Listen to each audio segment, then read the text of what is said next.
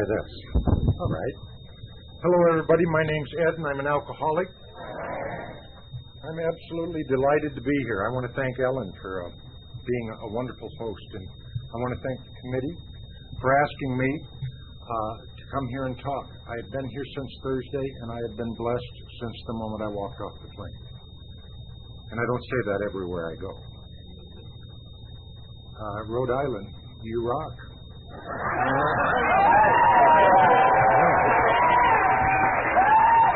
Absolutely. For those of you who don't know me, no, I don't play basketball. Yes, I have trouble buying clothes, and the weather's fine up here, okay?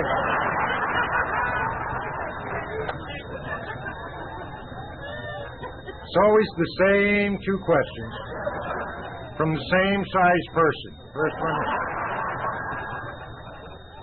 somebody 5'6" comes up and says, "Hey, how tall are you?" 6'10". "You play basketball?" "No, how tall are you?" 5'6". "You play miniature golf?"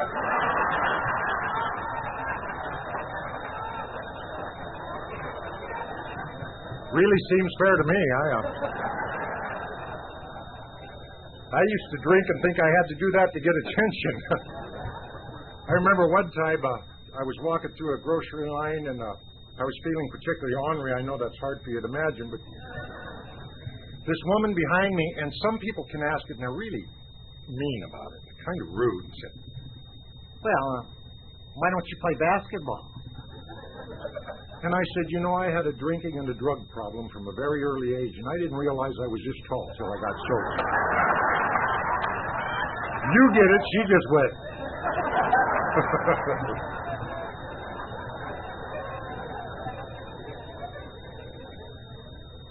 But again, I'd like to thank the committee, and I'd like to thank for all the direct decorations and the baskets and the love, and I want to thank each and every one of you that took a moment and talked to me, because I appreciate that that's a moment of your life, and you shared it with me, and I treasure that. So I want to thank you for making me feel welcome, saying hello to me, and sharing what's going on in your life with me, because that's what Alcoholics Anonymous is about. Really is. I come from a very elite group of people called white trash.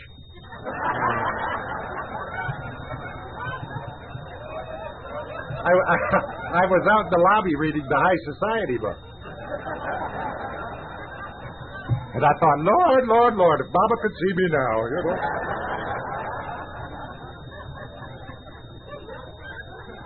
It's great.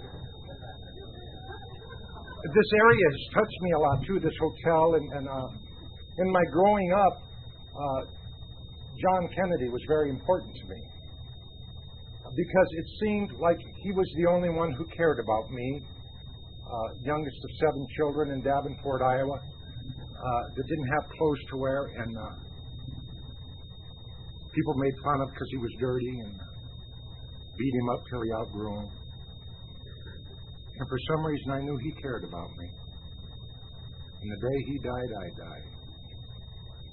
I thought, I don't care no more. Just don't care no more. Only light I ever had, and they took it. I remember walking that day. A lot of people were sitting at the home, sitting on the curbs, crying and sobbing, and I was cussing. I was mad, because that's the way I was when my feelings were hurt. I'd cuss and mad and rebel. I became a cop fighter at a very early age. By the way, that isn't a good thing to do, because it took me a little while to figure out there's more cops than I'll ever be. And that's what I was looking for. I was looking for a fight. At a very early age, I don't know about you, but I decided nobody was going to hurt me ever again. Ever. And as I said, I was the youngest of 7 children, and my father was one of the hardest working men I've ever known. I mean, he worked those 18-hour days. And Mom always told us about the time he was shoveling coal for $1/4 a ton and made $18 in one day. Dad worked. He wasn't afraid to work, and he drank as hard as he worked. It was the problem, you see. And I don't know about you, but very early in life, I looked around and I didn't like what I saw. Sorry. Didn't like the family. I thought I got kidnapped from a wealthy family. I'm running an ad this week in Newport, in fact. Just the outside chance it's true, you know. But more than that, I had a loneliness that was so deep that I couldn't even describe it to you. I had a sense that there was something deeply wrong with me, and nothing was ever going to fix. You see, I'm just bad. I'm just bad. And I was raised in an environment where people told me, you know, you're just going to be like your brothers. You're going to be dead by the time you're 21. I thought, okay. I went to my first AA meeting when I was 10 years old. I got a brother sober 43 years. He took me to AA, and I remember there was some old guy up there about 30. You know? Some old burnout said, my name's Tommy, and I'm an alcoholic. And I thought, good for you, Tommy. You know, if I ever get old and burn out, I may be here. Well, I didn't know I was a prophet at that point.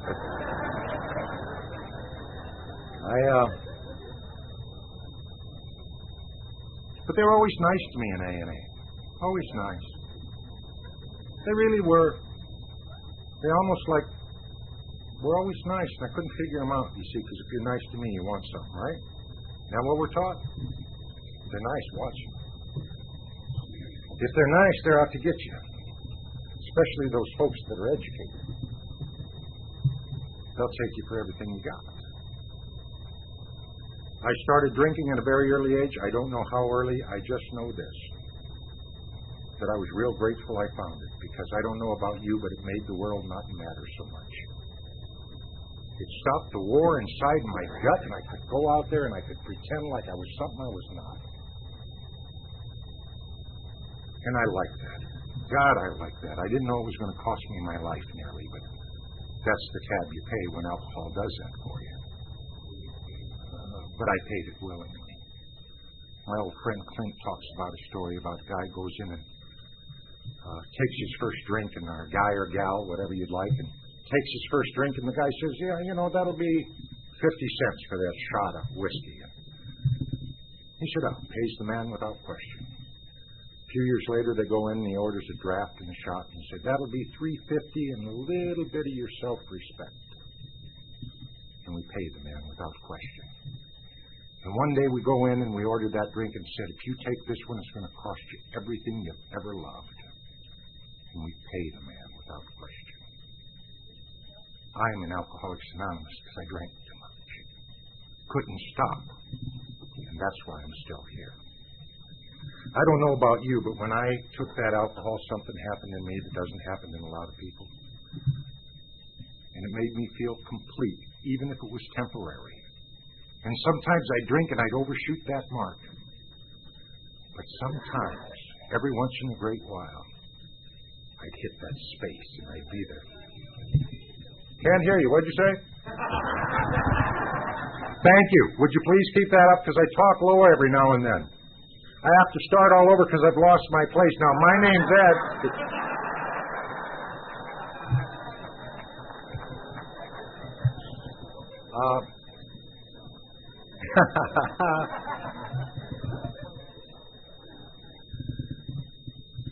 But alcohol for me was the magic elixir, and it would work from time to time, and the curse was it would work sometimes.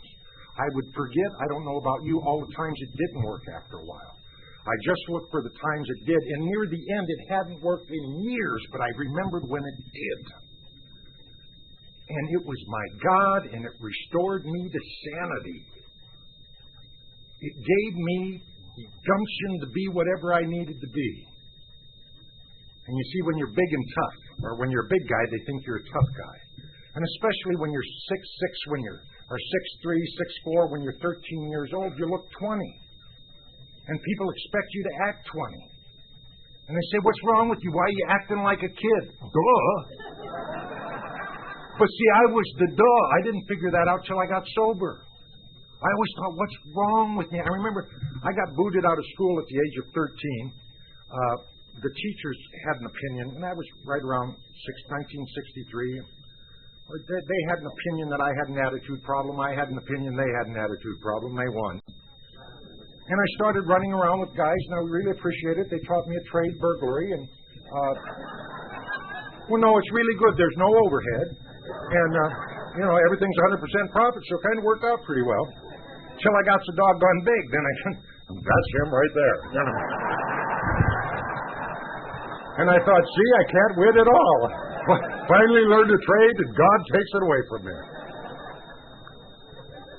And that was the other thing, this whole God business. I don't know about you, but when I went to church, the minister always picked me out. And he had all ministers have thin blue lips, talk like this. And he look at me and say, you're going to burn in hell. That's what you're going to burn in hell. And it just seemed that way. Now, I don't know if that's true, but it certainly seemed that. And my mother was a good Lutheran woman, would go to church almost every Sunday. And she'd drag us 7 little kids. And, God bless her. I used to think, what's wrong with her? Why does she keep going to church? Don't she get it? God don't like us. We didn't. And church told me God didn't like me. Because they kept saying, God is responsible for everything. God is responsible for everything. Every hair on your head. Well,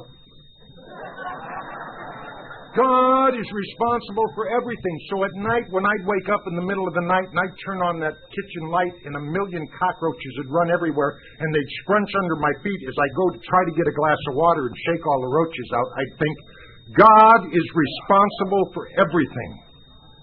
When Dad drank all the checks one more time and there was no food for groceries, I would say, God is responsible for everything. And when those kids would beat me up and make fun of me, and I'd come home crying and I'd think, God is responsible for everything. You know what I got to thinking? God doesn't like me too much, so I won't like him. And the war started early. You just take that Jesus for a sunbeam stuff and put it where the sun don't shine. That's for dummies who don't quite get it. Or for goody two-shoes that I'll never be because you already told me I'm bad. Next few years I did what alcoholics do. At least this kind of alcoholic, and there wasn't a thing I didn't abuse because I didn't care. And AA started lying to me then. They started telling me the great lie. If you keep drinking, you're going to die. That's a lie. I was counting on it. Who wants to live in a world that you can't stand being in? Who wants to live in a world where your guts are ripped out every day and people you love are ripped out of your life and they say, God must have wanted an angel. Please let me die. I keep drinking it and shooting it and doing it, crashing it, and I keep waking up. Why do those AAs lie to me? If you keep drinking, you're going to die. Flash. You keep drinking, you might just live a long time. It's what finally got me sober. January 5th of 1971, I was in a car wreck, and I was laying in the middle of the street. It was 18 below zero, and I was pretending like I was knocked out. I'm not quite sure why, but it seemed like a good idea at the time.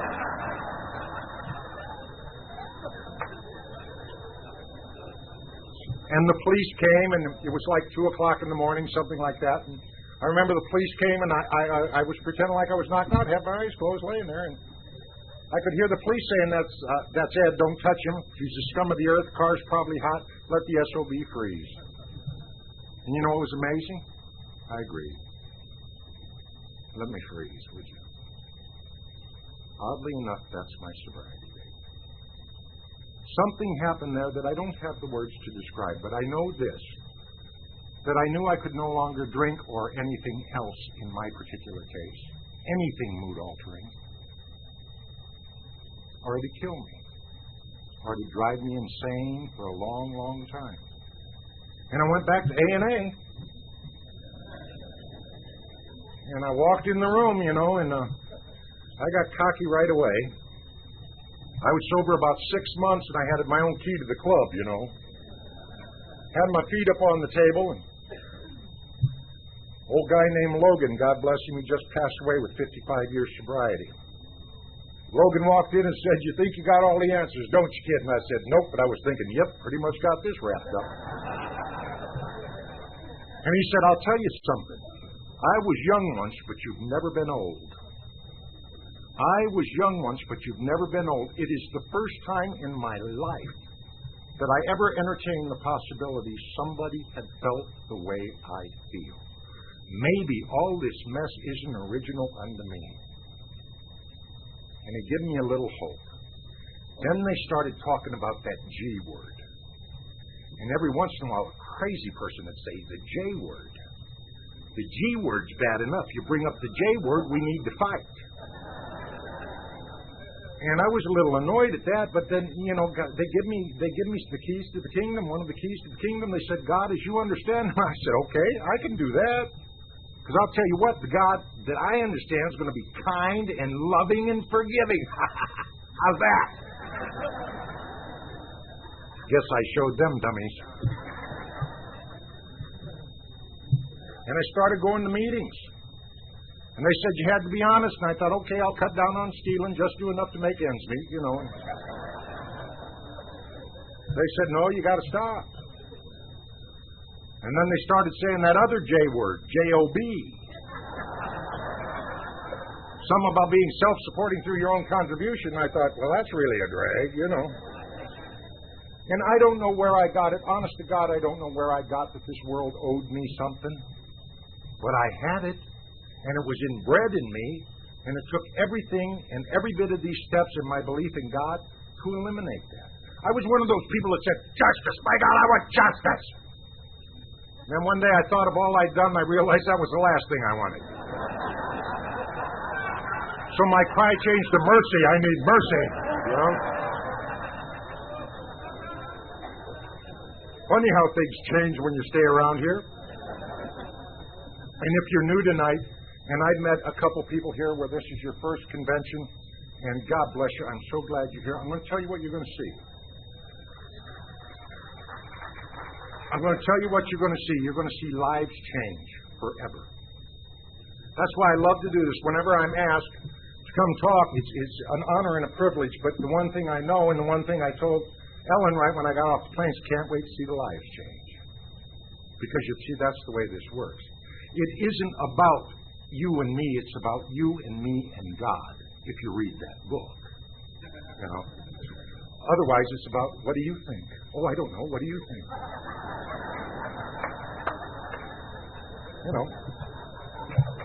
But that's okay, I don't judge, I just merely report. And, I started going to meetings and I started working the steps. And I made a major mistake I want to share with you and I share it in hopes that you don't make the same mistake. They started talking to me about God, and I started professing the faith because I'll tell you something. When I walked into the rooms of Alcoholics Anonymous and people looked me in the eye when they were talking about God, they were telling the truth. I didn't get it, but I knew they were telling the truth. And I started mimicking the words they said. God's in his heaven, all's right with the world. Easy does it, live and let live. Mind if I choke you for a few minutes? But I became so spiritual I was of no earthly good.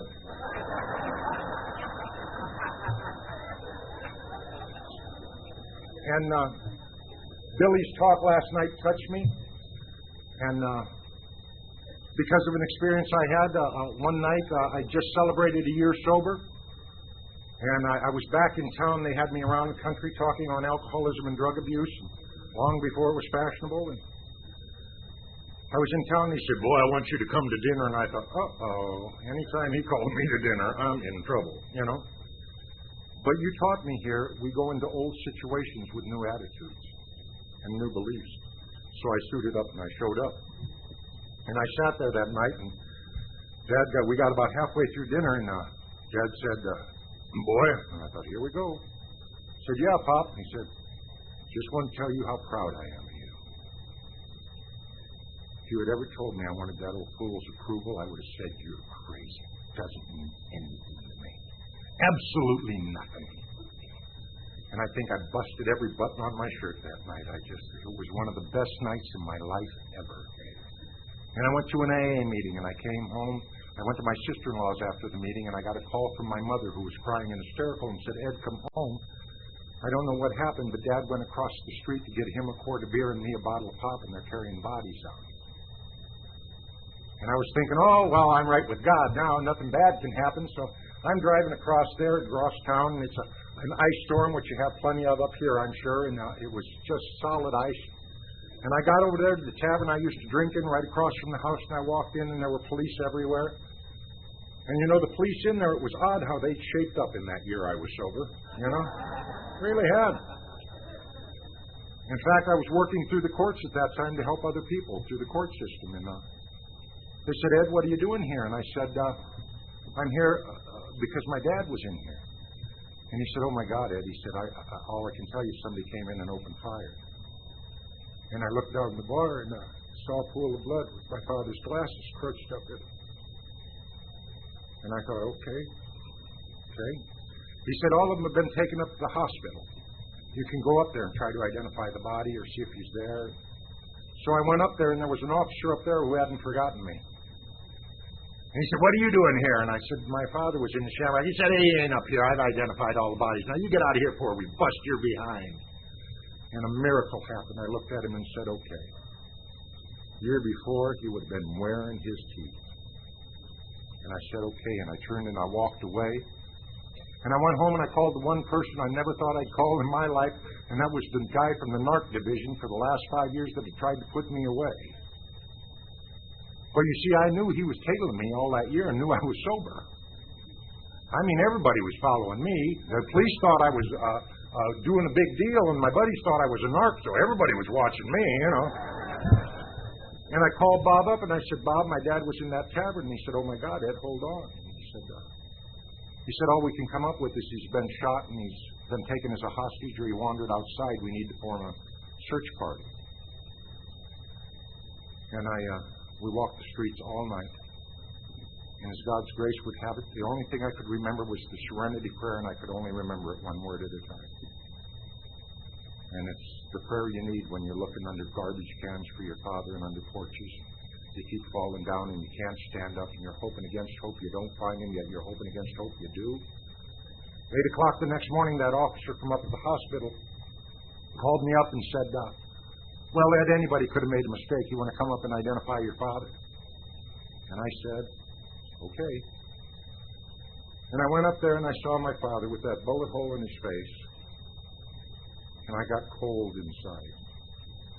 Because I was told real young that God would get me for everything I'd ever done. And I thought, you rotten God. You had to pick on a weak old man. Why didn't you try me on? I hate you. God, I was angry and hurt. Because I'd been trying a year, man. I'd been trying a year, and they always told me if I couldn't make it. All this was going through my head, yet, you know, those next couple days, everywhere I looked, right out of the corner of my eye, was an AA member. Not right in my face, but right there. Kind of like God is. Won't get in your way unless you need him, unless you ask. But right there. Everywhere I went, they were there. And the priest that did my father's funeral gave me another key to the kingdom. When he did my father's funeral, and my father wasn't Catholic, he was baptized Catholic, but it was 6 months before he died. He was in the hospital, and something told him to get baptized. And Father Grubb was there doing hospital chaplain duty, which I'm doing right now, in fact. And Dad asked him to baptize him, so he did. And so Father Grubb did it, and I know exactly why he was there to baptize him and do the funeral. He said, you know, a lot of people would say Clifford's death is God's will. He said, I don't believe that. And I sat right up in the pew. He said, God created human beings and gave them a free will. Some of those people chose to do this act, and now it's God's will. You mean God didn't do it? And the answer is no. People did. People did. And I don't know about you, but that lifted a weight off my shoulders. Because from my earliest memory, I thought, if there's a God, why are there people starving? If there's a God, why is all the injustice? If there's God, and the reason is because it's full of people. The reason people are starving is we're not feeding them. End of subject. Don't blame it on God. The reason people are catching cancer right and left is we pollute everything we touch. We're going to blame it on God. You see, I was right. My God is kind and loving, and I really believe if it isn't good, it isn't God. I do not have a God that tests me every day. God, that irks me. Well, God's testing me today. That's right. Left the rest of the world just to screw with your day, you know. Come on. And, just amazing. But I kind of thought that too. Oh, God's testing me. No, your defects are testing you, you know. All God wants to do is make your life better if you let Him. And that's what the steps are about, I found out, strangely enough. In the book it says that's exactly what this book is about. It's designed for you to build a relationship with God that will solve your problems. I believe it. I remember I was called to the murder trial, and there was one guy there, and boy, he was just a punk. He had this big old afro and an attitude, and I thought, you give me 5 minutes with him, Judge. We won't need to go through all this trial. And bring the other 4 on in with him. I feel ready. I was full of hate, and I was full of anger, and they got sentenced, and I kind of went away after that. They got sentenced to 135 years and 3 life sentences, and I thought, cool. And I wish the death penalty was in, because it would have served them right. And then I kind of put it away. And I came into AA, and they said something I never want to forget. And I want you to remember, I don't care how old you are, that if you got a dream, follow it. That's God's gift to you. Quit denying it. Have courage enough beyond your own intellectual limitations to see what God has to offer. And they told me to reclaim my dreams in AA, and I had dreams. I mean, when I was in 6th Street in Davenport, Iowa, with mud up to here and ragged clothes, I thought of traveling the world first class, meeting kings and queens and presidents. Traveling this world, the way to go. And that was my dream, and they said, well, go for it. And I thought, okay. 2.5 years sober, I packed up my little car. I was executive director of an alcoholism and drug abuse foundation in Galesburg, and God talked to me one day. Now, you got to be careful. I got a couple other friends God talked to. They'll get out in about 2008, But by the way, God does not tell you to rob banks to help you out. Just so. But God said, Ed, go out to California, get into show business. Cool, Made sense to me when I looked at my resume, 7th grade education, never held a good job. There we go. And I packed up the car and I got a job at Disneyland. I was goofy. Little did they know how well I fit the role at that point, I'll tell you. 2.5 years sober, no sponsor, thinking I knew everything about alcoholism and drug addiction. I was goofy, all right. I never did actually start that job. I made the mistake of going into the meeting in West Los Angeles, and there was some guy there directing traffic and doing all this and making people do this and that. But there was an excitement and a love in that room that I'd never experienced before. You see, I used to go to meetings where you'd stand up to old-timers once a year, flip them a chip, and let them sit down, Yeah, good to be sober, say you, Bleacher. And, at 20 years old, and at that time 22 and a half years old, that wasn't happening. But I want to tell you this, I am not for special interest groups in AA. I don't go for the young people. I came here to get sober, not to get my group. I came here to get sober in Alcoholics Anonymous, find out how to do that. Now, I'm glad they're helping a lot of people. But I don't co-sign that stuff. I mean, the closest one to me when I got sober was 18 years older. Who cares? The program works no matter how old you are, if you want to work it. And I went up to this meeting next week, and I don't know why, but there was some guy standing there, and I said, excuse me, would you be my sponsor? And he said, no. And I said, why not? He said, anybody else sponsor has to look up to me. I thought, oh, good, tall jokes. That's what I really need to hear. Now, I need to tell you something. At this time in my sobriety, I was doing something that people are doing here tonight, and it's fatal. I don't know who you are, but you're here. You're walking around saying, and when people say, how are you, you're saying, fine. And it's a lie. And you're thinking about killing yourself, and you're too afraid to tell somebody. I'm here to tell you that's what AA is for. is for when you're sick and it's difficult times. We get it mixed up sometimes. We think we come here for an hour and act well and go home and be crazy. Wrong. We come here, be sick, learn how to be well, go home and do it. And at work. And there was this guy there, and he told me his little tall joke, and the minute he came over, he stuck out his hand and said, yeah, I'll sponsor you. My name's Clancy. And I was forever grateful that he said yes, and I was more grateful I didn't hear some of the garbage and the hateful attitude about him, because you would have killed me. I would have listened. For 25 years, he's been my sponsor. 28 years. And he's held me in good stead. He's always been a person who did what he said he'd do. And so I make it my business not to put down any member of Alcoholics Anonymous group or former group or anybody who was especially kind to me. I may not care the way they do it, but how dare me have ego enough to tinge something that might save your life. There's a lot of ways of doing this. You can see it when you go and talk. The delegates will tell you when delicate. Jack over there, I named him Delicate Jack. Yeah. But the delegates will tell you that there's so many ways of doing it, and it's based in the Alcoholics Anonymous and based in the Big Book. May not be the way you do it, but how dare you put it down? Nobody appointed you or me God today. It may save their life. And more importantly, he looked right in my eyes and he knew I was dying. I didn't have to tell him. I remember one day he called home and he said, Ed, what are you doing? I said, counting nails in the fence. He said, good, keep it up. I'll be home in a couple hours. I said, okay. Now, he didn't tell me to do that, and you know why I was doing it? It was the only thing that was keeping me from blowing my brains out. I wanted to die so badly. I was 2.5 years sober, and I thought, been in AA a while, I'm even a failure there. I'm thinking about dying. It must not be working. But I'm here to tell you something. When you work through things like that, you find out this baby really does work in any situation you're in.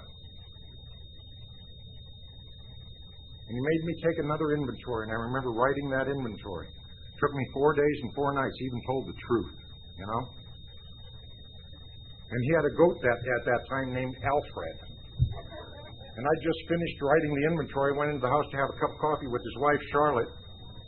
Came back out, going to the garage, and there's Alfred finishing off the last page. True, I got crazy. I went in and said, Charlotte, that goat ate my inventory. She said, oh, I hope you don't get the runs. I thought typical Al-Anon answer right there,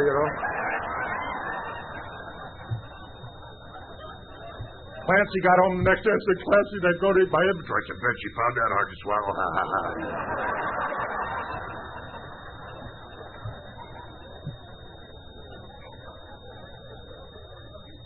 But he was kind of mean to me. I said, how do you work the steps? He said, they're in black and white. Read them. But can't we talk? He said, there's nothing to talk about. Read what you understand, and when it's time to go through them again, you'll get a new understanding. Almost too simple, isn't it? Just do what it says. And I did one thing that I loved that I did. You know what I did? I started all over with my understanding of God. Because I had it all wrong somewhere along the line. And I got down on my knees and I said, God, I don't know if you're there or not. Sure hope so. First honest prayer I ever said. Because it was the truth. Even though I had all that anger, God, I wished it was true. And I started going to meetings, and I went to this one meeting in Pasadena, California one time, and I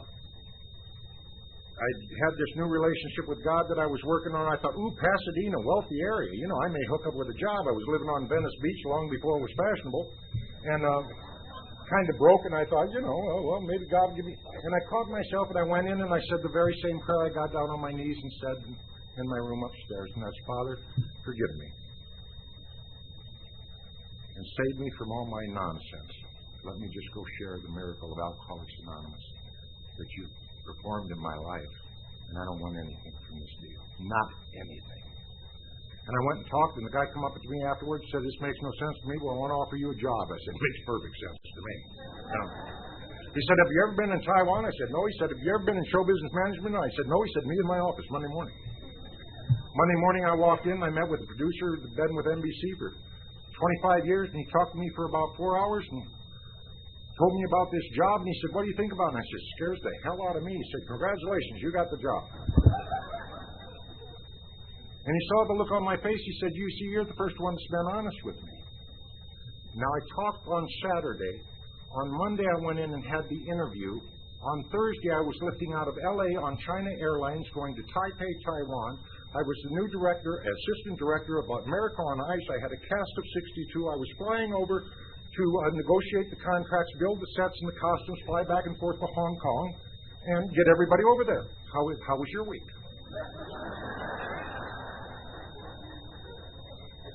But here's what all that means. If you ask God for help, expect it. And don't turn around the other way when He opens the door. I've done that all my life. Not anymore, I don't.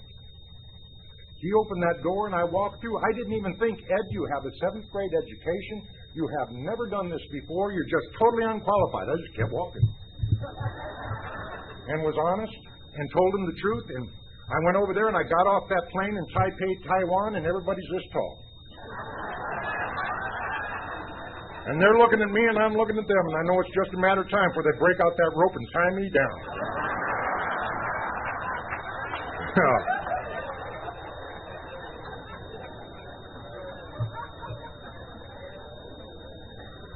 And that was a wonderful experience I don't have time to go into tonight, but I'll tell you what it did.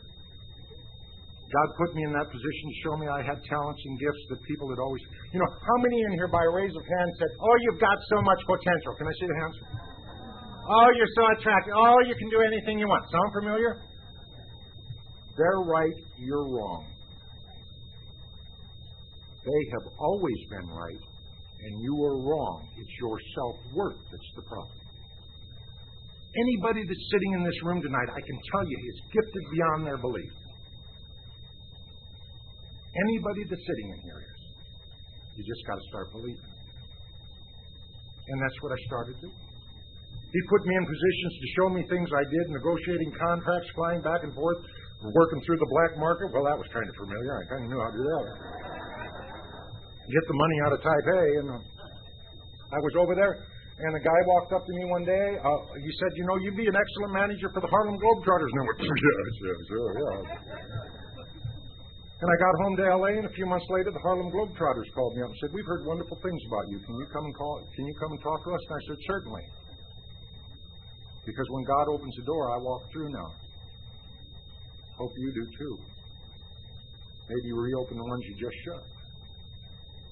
And I walked into that room and I had a little 8-hour interview because I'm honest. I tell him where I come from, what I'm about, and he said, next thing I knew, I was landing in Madison Square Gardens. I had every major credit card in the world, and I'm the manager of the Harlem Globetrotters, and there's Meadowlark Lemon, Curly Neal, and I got all the money. I thought, Lord have mercy.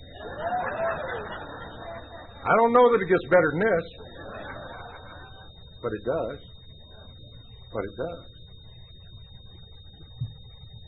You see, one of the things we have a problem with, at least I had a problem with, about God's gifts, is I used to end up taking credit for it and didn't even mean it. I remember walking into hotels, and oddly enough, it was a job traveling around the world, meeting kings and queens and presidents in first-class hotels. AA hasn't ever lied to me. And I'd walk into those hotels, and my gosh, they would just roll out the red carpet for me in the suite, and everybody's knocking on my door for the wine, because they know I don't drink, and they're just... And I kept saying, "Oh, you shouldn't. Oh, you shouldn't have. Oh, God bless you, you shouldn't." Then I went to the hotel that didn't. You know what I said? Honest to God. You know what I said? You know who I am? And God, I heard me say that. And I said, "Yeah, I'm a jerk. Ungrateful jerk is what I am." While I was in London, I met the daughter of the Turkish ambassador. She was Muslim, wealthy, absolutely beautiful. I figured our backgrounds were a lot alike, so we got married. I didn't say all my judgment had returned, but But she's a delightful lady, and we were married for 10 years, and we have 3 beautiful children. And that marriage ended because there was difficulties. I wasn't too good a mate. The only examples I had to how to provide and to be of love and service was my parents at that point, and they didn't do real good at it. They did their best, God bless them, but not real good, and she didn't have the best either. So, and she would always get upset with me going to those stupid AA meetings, going out and talking to people. You got children here at home. Why are you answering their call at 3 o'clock in the morning? And I never could get her to understand until about the last 2 years. It's amazing. I thought my world had ended when she left with those children and told me she didn't want me anymore. Thought it was all over with. Shortly after that, at 18 years sober, I made some decisions based on greed. It cost me everything I owned. All of a sudden, my little $2,500 a month apartment in Burbank I was being evicted. They wanted back the Mercedes. And I'd lost everything I owned. You know what I'm grateful for about that? Never blamed them and anybody but me. Guilty as charged. I didn't ask anybody about the decision, didn't pray about it, didn't do anything. They offered me a lot of money to do a deal, and out of greed, I stepped forward and said yes, and it cost me everything. I've never even been mad about that. But what I did learn is that those things had become my God without even knowing it. In 1988, I went back to Iowa. I couldn't get anything going for the first time in my sobriety. I'd been in sales management, I'd been in promotion, I'd been in show business management, and all of a sudden I couldn't get anything going. And I go back to Iowa, where I was born and raised, and I honestly thought, well, maybe I need to give back some there. And I came back and started all over in the book. And I turned to the big book where it talks about being reborn. That's the quote. We were reborn. And I was. I started reading that one, and I loved the theme for your convention, because that's one of them. I read Rocketed into a Fourth Dimension of Living, and it suddenly dawned on me that they were telling the truth. This isn't a nice little saying to make you feel better. That you're supposed to be rocketed into a fourth dimension of living, and if I am not feeling rocketed into a fourth dimension of living, then I am doing something wrong, and I need to find out what that is. Through the program of Alcoholics Anonymous, not from outside the program of people who talk about Alcoholics Anonymous and know nothing about Alcoholics Anonymous.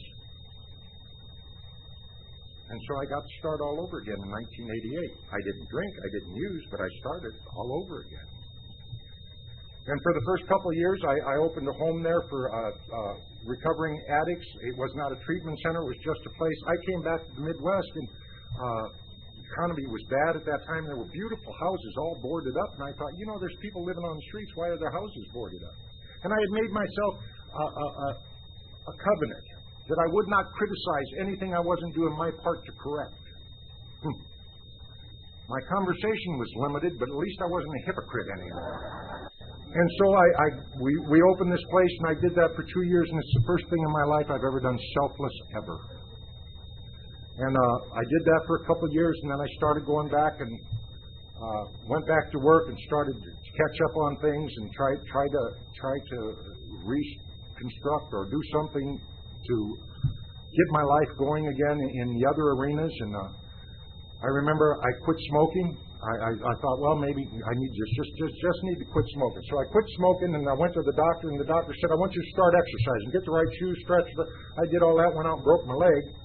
And when sitting there one day with my foot propped up, kind of looking at myself, somewhere around 92. And I'm kind of patting myself on the back. I got a little apartment unit. I live in one and rent the others, and things are working out. And I'm working hard, and and I'm kind of patting myself on the back, and all of a sudden, God said, what about education? And I went, la, la, la, la, la, la, la, la, la, la, la, la, la, la. And he said it again, and I went, la, la, la, la, la, la, la. And I started in my head saying, you don't understand. I've been manager of the Harlem Globetrotters. They gross $21.5 million a year, and I was responsible for every dime. I've done dad, and all the while I'm doing this, I get my crutches and I go over to the school.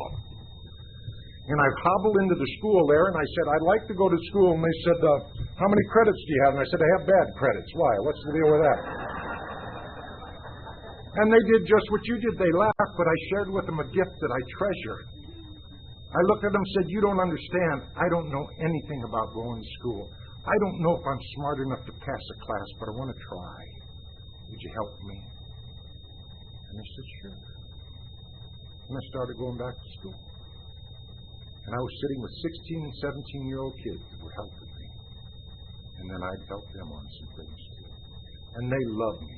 They weren't members of Alcoholics Anonymous. They were members of the human race. And I started going back to school, and I did that for about 2 years, and I worked full-time, went to school full-time, active in AA full-time. I'm not one to say you don't have the time, sorry.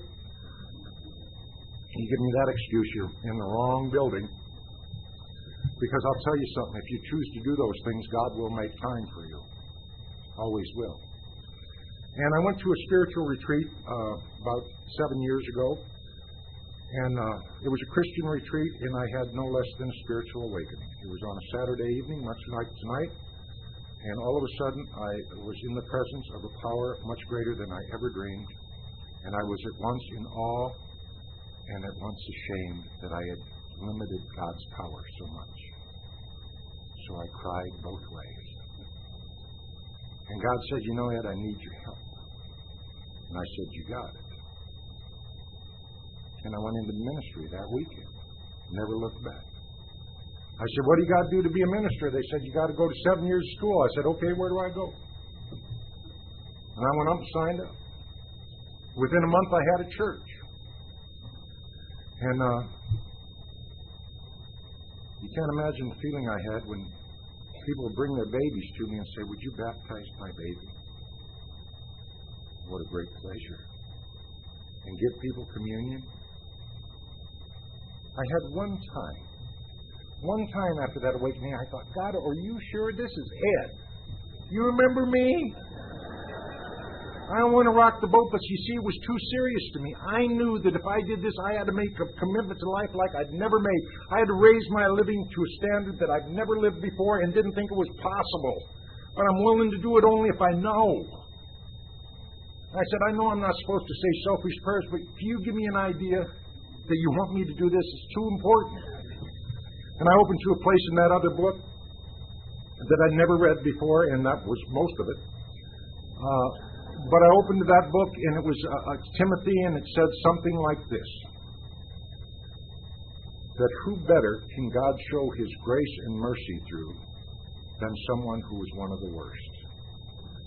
What better example can there be? And I've never questioned it again. And then I remember Harold. Harold was the first member of my congregation. I got a call, and Harold was dying. And had radical stomach cancer. His wife, who I loved and just adored, Jane, and they were an old farm family. Harold was a guy who was honest, and if anybody ever needed anything, he did it quietly, and he dignity and I just loved Harold. And I went out there to see Harold, and I walked in, well, it's on-the-job training kind of, and I think, well, you're probably supposed to pray, something. But, it just wasn't there, so I sat down. And I'm talking to Harold. And Harold, every once in a while, would look out the window. He had his big recliner in the trifold window there, and he'd look out And finally I looked out the window, and Harold loved his yard and kept his yard manicured all the time. And I looked out, and the yard was pretty long. I said, Harold, can I mow your lawn? And his eyes lit up and said, would you, Ed? Would you, Pastor Ed? I said, you bet. For the next 3 months. Every Monday for 4 hours, I mowed that lawn. I didn't learn that in seminary.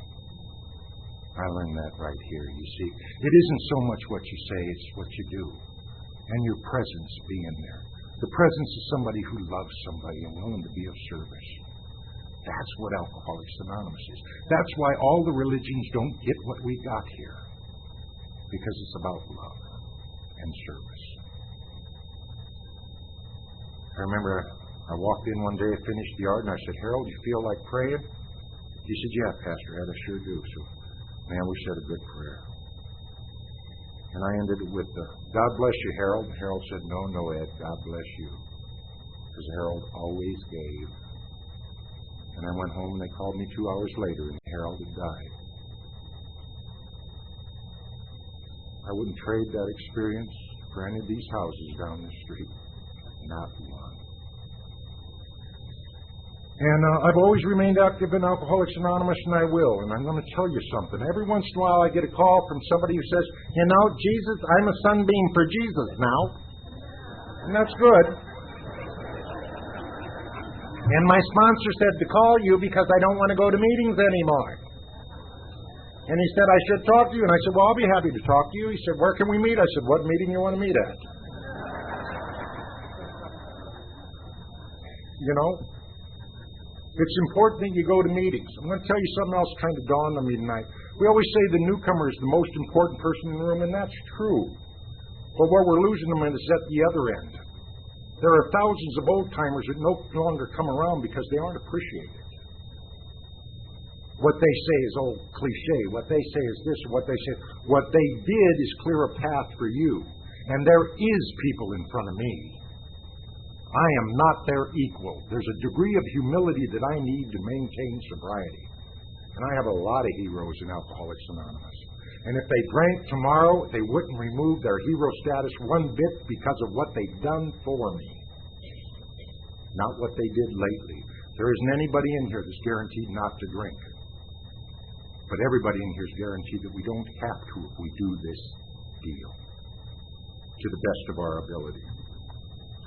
I went on to seminary. A year ago in November, I'm preaching to my congregation about forgiveness. And I'm giving them heaven, because they've had enough hell, you know. They had the same minister going, you're going to burn in hell, that's what you're going to do. I try to give them a little hope instead of a lead weight, you know.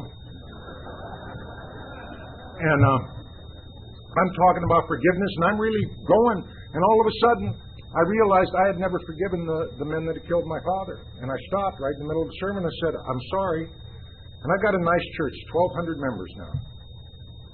And I said, I'm sorry, but I need to make a covenant with you. I have never forgiven the guys who killed my father. And I'll do that. I make that covenant with you now. Now, it doesn't matter whether they're contrite. It doesn't matter whether they wanted to be forgiven.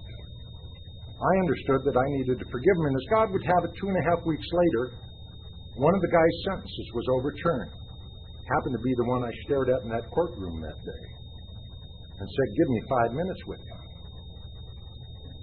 And they overturned his sentence, and they said, you need to either retry him or let him go right now. And that was still one of the most heinous crimes in Iowa's history. And the district attorney came out publicly and said, no way are we going to let him go. We're going to retry him, and he's going to stay in there the rest of his life. He was 17 years old when he went in there. And now he was 46. And the press came to me and they said, what do you think? Oddly enough, in my community, I'm well loved and well respected. And that's what Alcoholics Anonymous does to me and to you. And they came to me and said, what do you think? And I said, it's time to forgive and time to forget. And they said, well, he's been in prison 30 years, 28 years at that time. They said, how's he going to live? How's he going to make it? And I said, he can come live with me if he'd like. And they didn't understand that. We understand it. You let me into your homes when I shouldn't have been there, probably.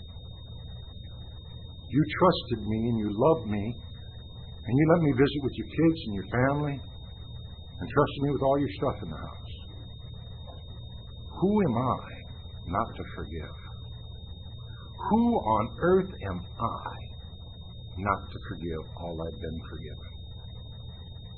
You see, that's what's nice about that old Christian deal, if you choose to believe that, is he died, you're forgiven. Period. Now the question is, you going to buy it or not? And most alcoholics say, nope, like the pain, thank you very much. I have my own cross, thank you. And that's cool, more power to you,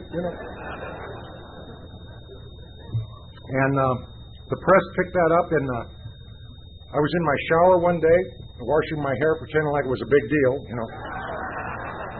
Had a lot of lather there, and God said to me, Ed, if you want to get a hold of that lawyer, that guy's lawyer, his name's in the paper. I said, okay, thanks a lot. He said, Ed, if you want to get a hold of that lawyer, his name is I said, okay, thanks a lot. He said, Ed, I said, okay. We turned off the shower, went, called information, called this guy's lawyer, name was in the paper, said, I'd like to see this guy. And he said, that's odd that you called me.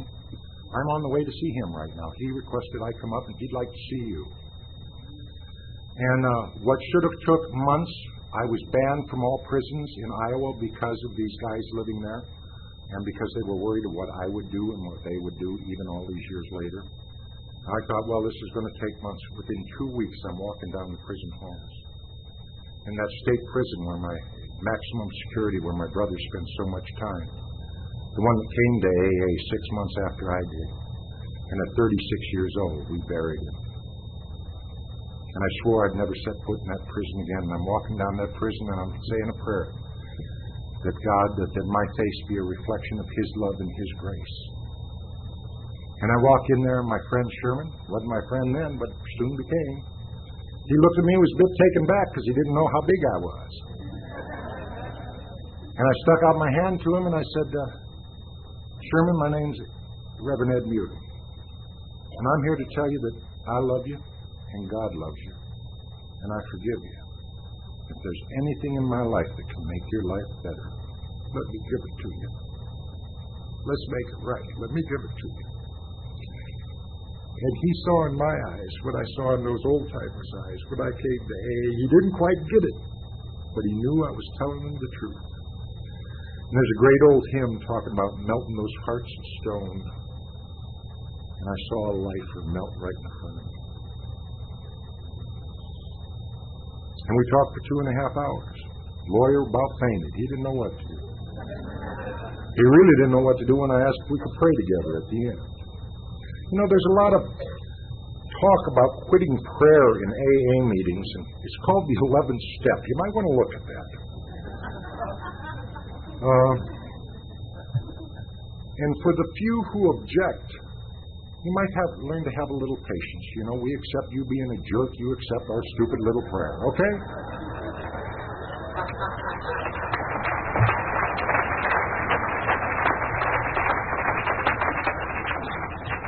And I understand all that, you know, and that's, but you don't, when it's working, go, this is the first thing in the history of humankind to help people like us.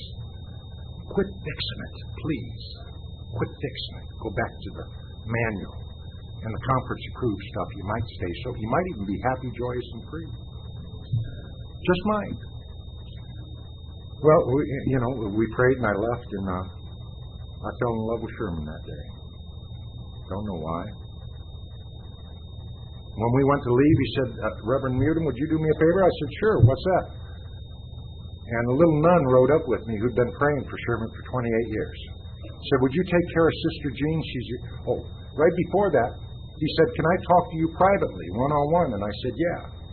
And we went outside the cell there, and he said, I need to tell you how sorry I am that I took any part in this. And I started crying. He said, oh, don't do that. Oh, don't do that.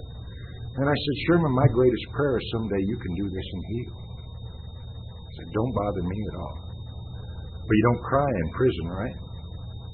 And then he said to me, would you do me a favor? He said, I hardly know you, but I trust you already. Would you take care of Sister Jean for me? She's the only friend I got. I said, no, Sherman. She's one of 2 friends you got. And his eyes watered. We are called to be examples of Alcoholics Anonymous, whether we're in the meeting or not. We are called to be examples of love and acceptance and patience and forgiveness in all that we do, in all of our affairs. It's so important that we do that.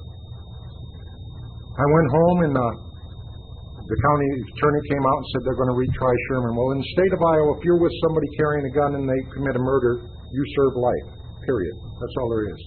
And by Sherman's own testimony, he was there. And I went down to the county attorney and I said, Bill, can I talk to you? And he said, sure, Ed. And I said, I'd like you to grant Sherman a lesser charge and let him come home. And he said, why? And I said, because something good's got to come out of this. It's been 28 years. And he said, Ed, he's conning you. I said, no, he isn't conning me. He said, how do you know that? And I said, because he don't even know I'm here. I'm here because God told me to come here and ask you for a little mercy. And God, He believed it. And he said, okay, and he let him try the second-degree murder. And I remember the day they retried him in 65 years, and they'll commute the sentence and do all that. Sherman turned and apologized to everybody out there. He didn't even remember who it was, but he apologized. And afterwards, there was a lot of reporters. I mean, Oprah called, 48 Hours called, Dateline called. This was some sort of big deal, and I don't get it. But one of the reporters said, Sherman, this has got to be the best day in your life. He said, oh, no, this is a good day. He said, the best day in my life was when Reverend Ed came in and said, he loved me and he forgave me. Nobody ever said that to me before. Do you know where I learned that? The day I walked into these rooms, and you looked me right in the eye and said, welcome. You loved me and you forgive me. You didn't care where I'd been or what I'd done. How can we offer anything more, less than those we love? And those we resent. If you're hanging on to some unwilling to forgive and it's costing you your dignity and your peace of mind, I promise you, give it up. Be happy, joyous, and free. And as God would have it, Sherman will be coming home in a few more months, and they've granted him, after they interviewed me, they granted that he can come and live with me. And I'm delighted about that. And we know it's going to be tough. And he said, Ed, I want to know about God. And I said, okay, Sherman, you're on step 1. In the church I'm at, I was there 2 days. And the senior pastor came in and said, Ed, I've been in the Methodist system 30 years. And he said, I know everything there is about to know this system, and I'll be happy to share that with you. And I said, well, thank you very much. He said, there's one thing I ask you. And I said, what? And he said, teach me about God. I've never felt so humbled and touched in my life at his honesty and his willingness to learn. And I said, well, there's only one way to do that I know of. He said, what's that? And I said, you're on step 1. I want you to call me once a week. Tell me what's going on, Don't lie to me either. He had been on Prozac for 30 years. March 1st was 2 years. He was clean and sober. And he allows me to tell this. I have his permission. And now when he preaches, he talks about a God that he knows. And I taught him that through what you taught me. If you're lonely, if you're feeling disjointed, stay here. Talk to somebody. Reopen that book. Dust it off. Take it off the shelf. I know it looks good. Take it off anyway. Open it up. Read the 12 and 12. Go through the reflections. And I promise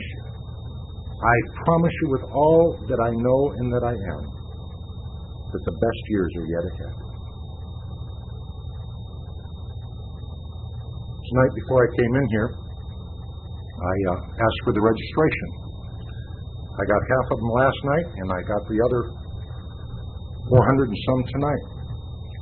And I said a prayer for each and every one of you by name, that God may grant you, your God, that you understand, grant you as much peace and love, more than you've ever known, and let you know that you're good.